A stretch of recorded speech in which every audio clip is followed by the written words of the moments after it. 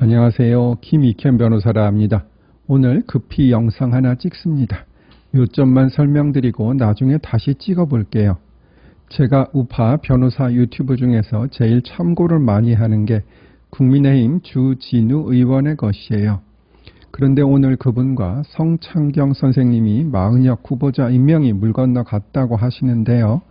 그 요지는 권한쟁의 심판을 청구함에 있어 국회의 의결이 없어 각하해야 하는 상황이었고, 이에 대해서 헌재에서 보정을 명해야 하는데 보정을 명하지 않았으며, 따라서 법을 위반했기 때문에 마 후보자를 임명할 수 없다는 것입니다.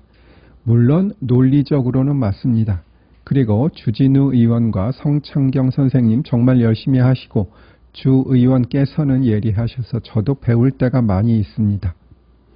저는 변호사 일도 많으므로 사실 주 의원처럼 많은 정보를 볼 시간이 없긴 해요. 그런데 주진우 의원께서 말씀하신 저런 사유 정도는 헌재에서 가볍게 별것 아닌 것으로 치부하고 하자가 보완되었다고 보고 그냥 선고할 가능성이 있습니다. 제 게시물을 보면 2월 3일인가 권한쟁의 심판이 재개되고 나서 재개된 것은 다행이지만 꼼수를 쓸 것 같다고 했어요. 그게 바로 나중에 하자를 치유하는 것이에요. 소송에서 하자의 치유는 폭넓게 인정되고 있습니다. 그래서 헌재는 지금은 하자가 치유되었다고 볼 것으로 보이고요. 다만 몇 분의 재판관이 권한쟁의 심판에 동의하느냐, 이 부분이 문제가 될 것 같긴 해요.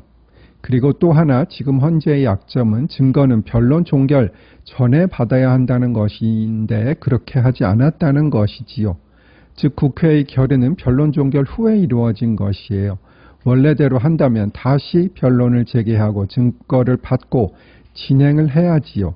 그러나 헌재는 이 정도라면 헌법재판의 성질상 굳이 안 해도 가능하다고 충분히 하고도 남습니다. 제가 헌재에서 하도 말도 안 되는 곳에 성질을 갖다 붙인다는 명칭으로 성질무쇠라는 별명을 붙여드렸잖아요. 그리고 어떤 언론사에서는 마 후보가 임명되어 재판부에 합류하게 되면 변론 갱신 절차를 해야 하고, 그렇게 되면 윤 대통령이 약식 절차가 아닌 정식 절차를 요구할 것이며, 따라서 증인신문 등도 모두 다시 해야 하기 때문에 많은 시간이 필요하고, 따라서 행배님 퇴임 전에 사건이 처리될 수 없다라고 합니다. 저도 법리상 정식의 변론갱신 절차를 해야 한다는 부분에는 동의합니다.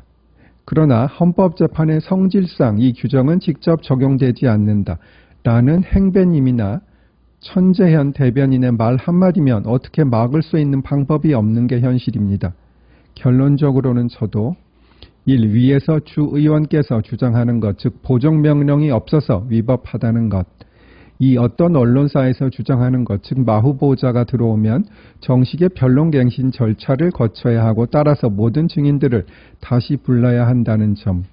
제가 추가로 말씀드린 사항, 즉 권한쟁의 심판의 변론 재개 없이 국회의 의결을 증거로 사용해서는 안 된다는 점, 다 이론적으로는 맞다고 생각합니다.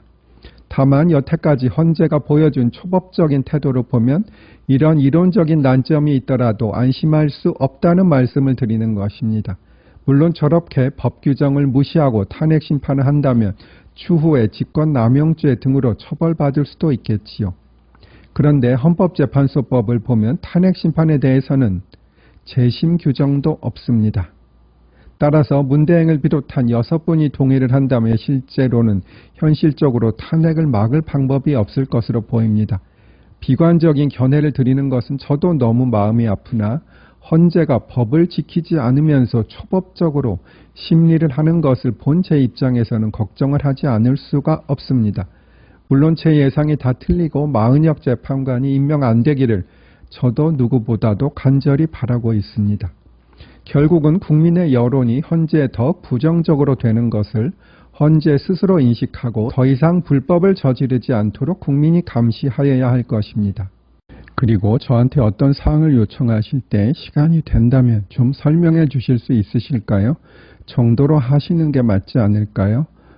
어떤 분은 댓글에 아무 말도 없이 주 의원께서 이렇게 설명했다 라고 하시더니 결국은 휴대전화의 가상전화번호로 똑같은 내용을 보내십니다. 변호사님 시간 되시면 한번 검토해 주십시오 라는 말도 하나 없고요. 앞으로 그런 댓글이나 문자에는 일체 답을 안 하도록 하겠습니다. 그렇게 하시는 것은 결례라는 것을 좀 아셨으면 합니다. 제가 아무 대가 없이 나라를 위해서 하루 한두 시간을 쓰고 있는데 가족들과 보낼 시간도 더 줄어들 수밖에 없습니다. 그리고 저는 후원 계좌 이런 것도 하나 안 올리고 있는 거 아시지요? 어쨌든 제 영상을 오래 보시려면 제게 조금 예의를 지켜주셨으면 합니다. 물론 99.9%의 분들은 그렇게 잘하고 계십니다. 오늘은 그리그의 페르긴트 모음곡 중에 오제의 죽음이라는 곡 앞부분을 첼리스트 이호진 선생님과 같이 연주한 것으로 올려드립니다. 다만 제목은 헌재의 죽음이라고 바꾸어 봅니다. 그 뜻이 무엇인지는 여러분들께서 적절히 상상해 보시지요. 감사드립니다.